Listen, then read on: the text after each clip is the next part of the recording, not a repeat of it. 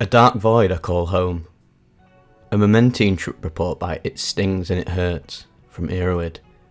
Date publish, March 9th, 2019. I had only been home for a few hours after my week-long New Year's trip.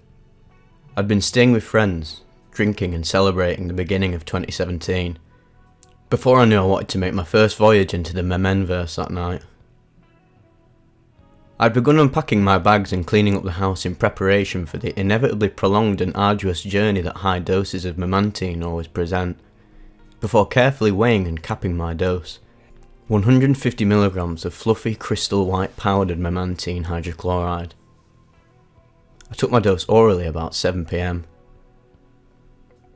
Knowing full well the duration these trips go for and how long the onset for the drugs to set in take, I began to occupy myself for the first few hours by cooking myself a light meal before tripping, like I always do.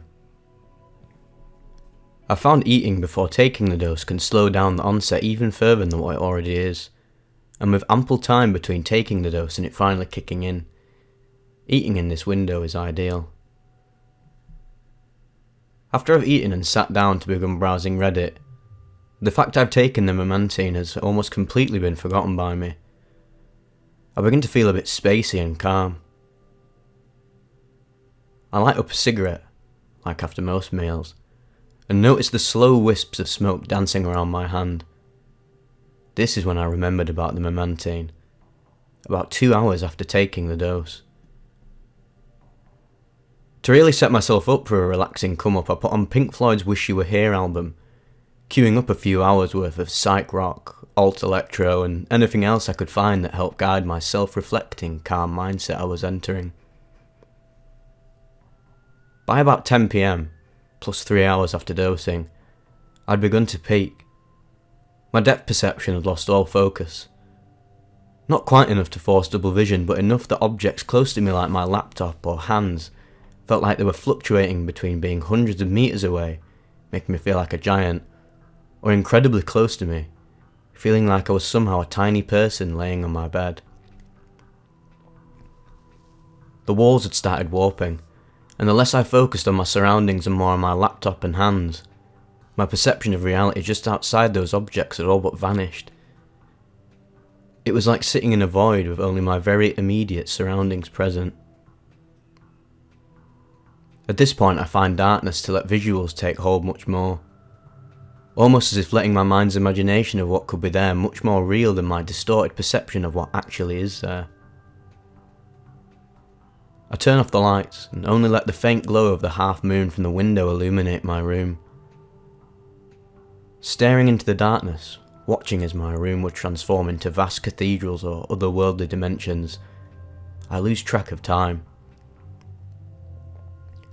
Although Memantine causes a diminished response to nicotine, I still find the habit of smoking incredible when I'm on my journey.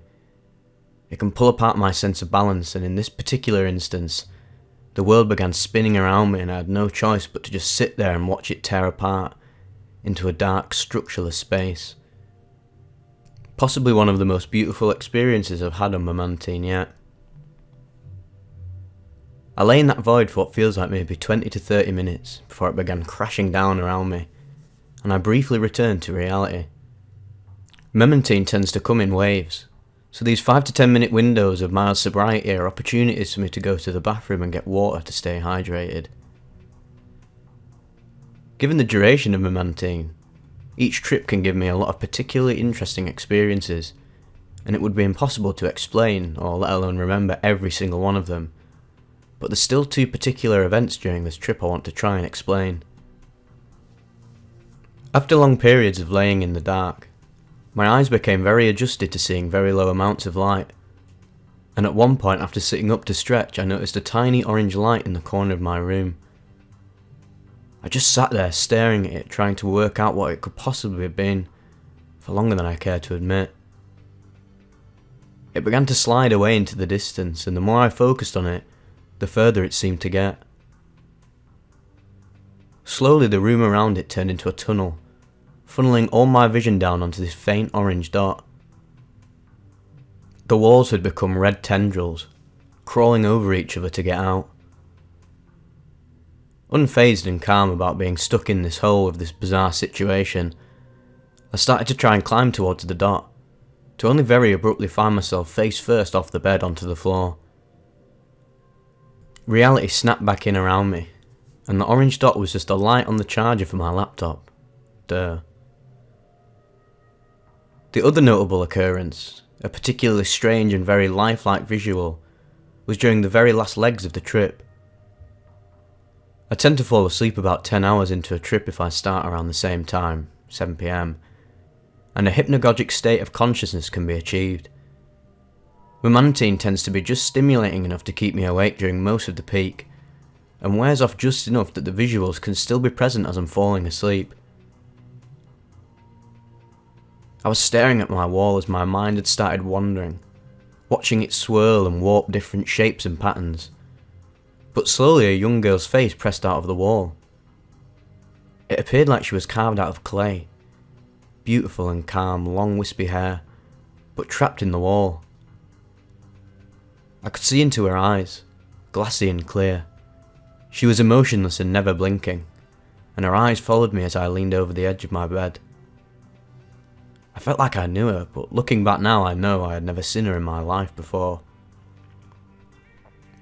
We stared into each other's eyes for several minutes before she slowly sunk back into the wall where she emerged, leaving a dark mist as I finally fell asleep. Waking up around 10 AM, plus 15 hours after dosing, I still felt heavily dissociated, my body still numbed and distant.